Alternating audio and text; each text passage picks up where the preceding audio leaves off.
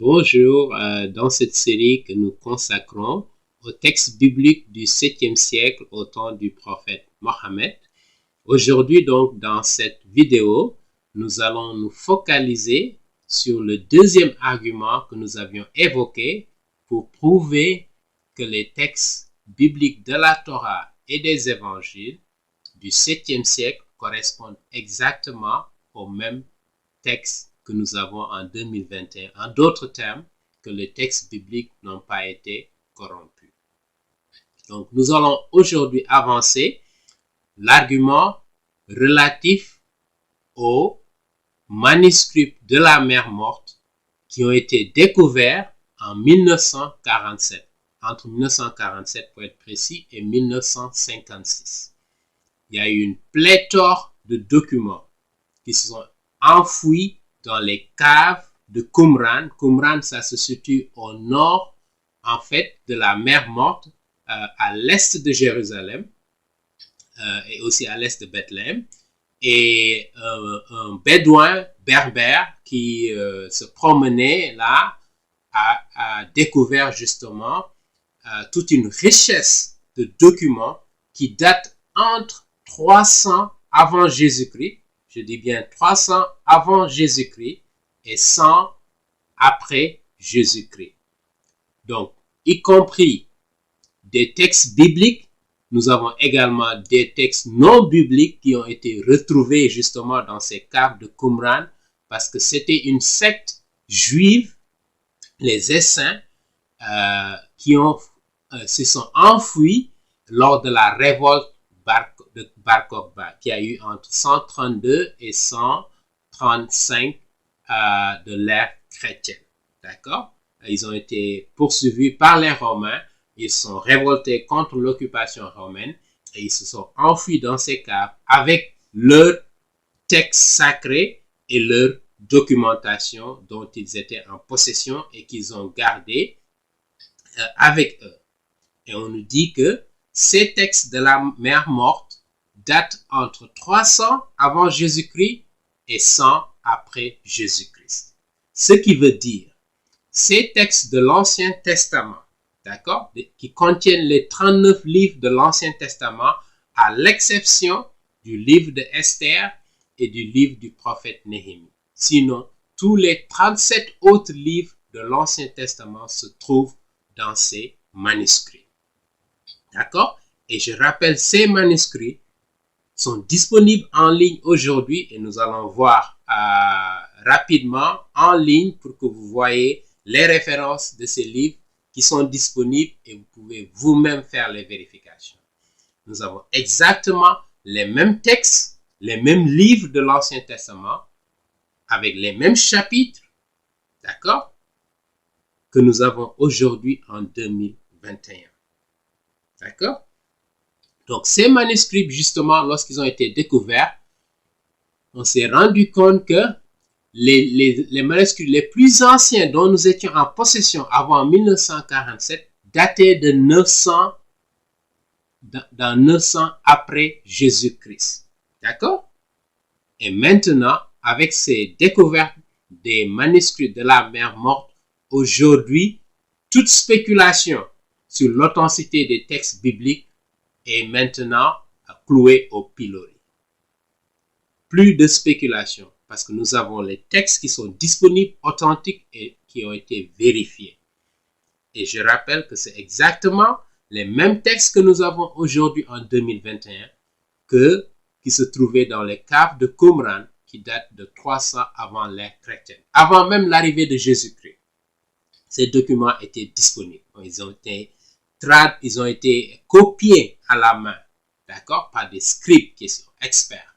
Et Jésus-Christ, lorsqu'il est venu au 1er siècle, avec ses apôtres et ses disciples, ils ont utilisé cette Torah. Ils ont utilisé ces livres de l'Ancien Testament, d'accord?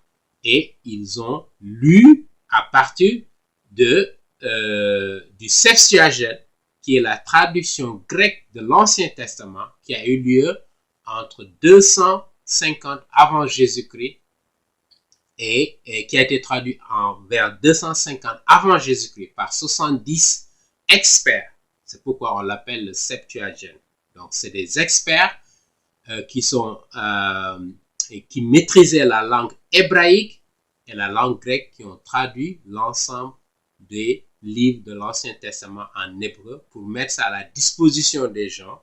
Au 1er siècle, naturellement, les gens parlaient en grec, ils lisaient en grec et ils lisaient naturellement également en latin, etc., etc. D'accord? Regardons de près les documents en ligne des manuscrits de la mer morte. Et vous allez voir donc ici, dans ces documents des manuscrits de la mer morte, pour vous donner une idée de ce qui est disponible. Donc, le site s'appelle deadseascroll.org.il. OK? Donc, si vous faites ici, vous regardez à droite, vous voyez qu'il y a près de 223 compositions bibliques, des documents bibliques. D'accord? Et vous avez 499 documents non bibliques qui correspondent à leurs textes eux-mêmes. D'accord? Et les textes qui se rapportent à l'Ancien Testament, nous avons 213 et nous avons 8 traductions, comme vous le voyez ici, et des textes para-bibliques. Si nous cliquons sur ici les textes bibliques, vous voyez Genèse, Exode, Nombre, Deutéronome, Juge, Samuel, le prophète Ésaïe, Ézéchiel, les psaumes, et vous continuez. Vous voyez le prophète Daniel, vous voyez Nombre, Deutéronomie, etc., etc. Job, le livre de Ruth. Donc, l'ensemble des livres, Lamentations, le livre des Lamentations, l'ensemble, Genèse, beaucoup de documentation sur la Genèse, etc. Le livre de l'Exode, Exode, etc. Lévitique, Nombre, Deutéronome, qui sont les 5 livres de la Torah, etc., etc. D'accord?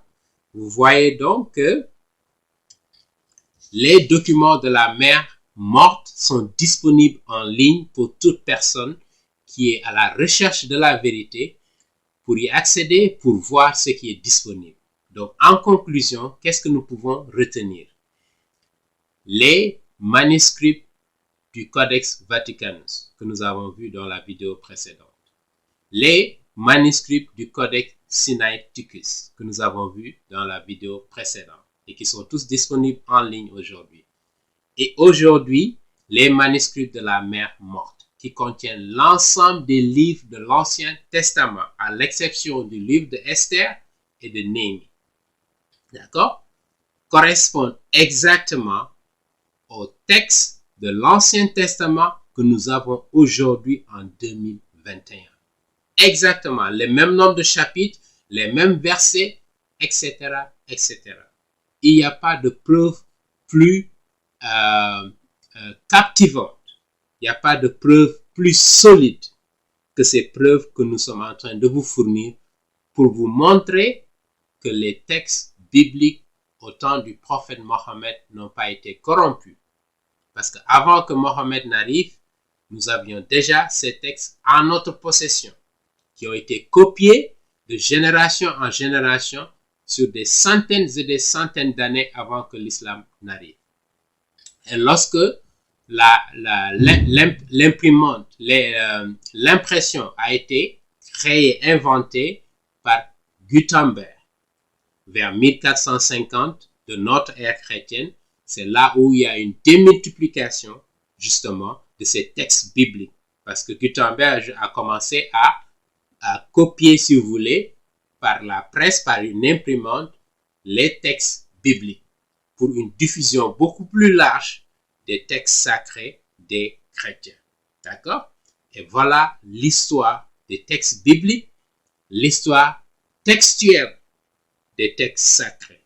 Et tous les experts des textes sacrés sont unanimes pour confirmer qu'il n'y a pas un autre document de l'Antiquité qui a autant de preuve que la Bible. Il n'y en a pas. D'accord? Et donc, voilà une confirmation que les textes bibliques n'ont pas été corrompus. Et cela pose un dilemme fondamental pour l'islam.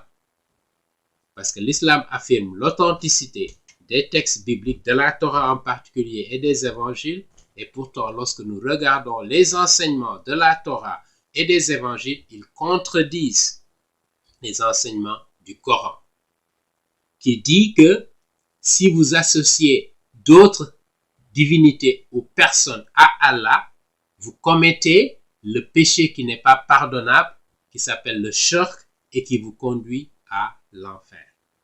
Et pourtant, dans la Torah et dans les évangiles, il est montré que le Dieu créateur de cet univers est un Dieu trinitaire, est un Dieu en 3 personnes. Un seul Dieu, mais en 3 personnes, Dieu le Père, Dieu le Fils et Dieu l'Esprit Saint. Et la Bible est très claire pour aussi confirmer que Jésus-Christ, qui est le Fils de Dieu, il est Dieu lui-même. On retrouve ça dans l'Ancien Testament, également dans le Nouveau Testament.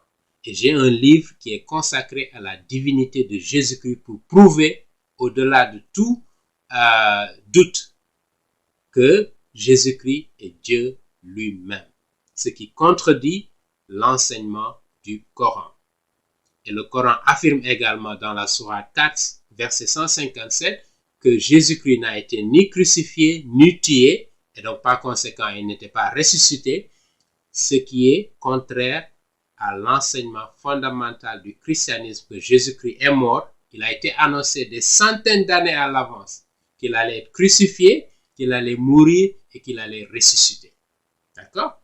Et tous ces enseignements contredisent les enseignements du Coran. Et voilà le dilemme fondamental de l'islam, duquel il est presque impossible de sortir. Nous nous arrêtons là et dans une prochaine vidéo, nous allons revenir sur un 3e argument qui prouve que les textes bibliques n'ont pas été changés. Et nous allons vous présenter un ensemble de papyrus. Au-delà de ces manuscrits volumineux importants, nous avons d'autres papyrus qui datent même avant 300 de l'ère chrétienne, ok, et qui sont exactement les mêmes textes que nous avons aujourd'hui en 2021. Merci de votre attention et à bientôt.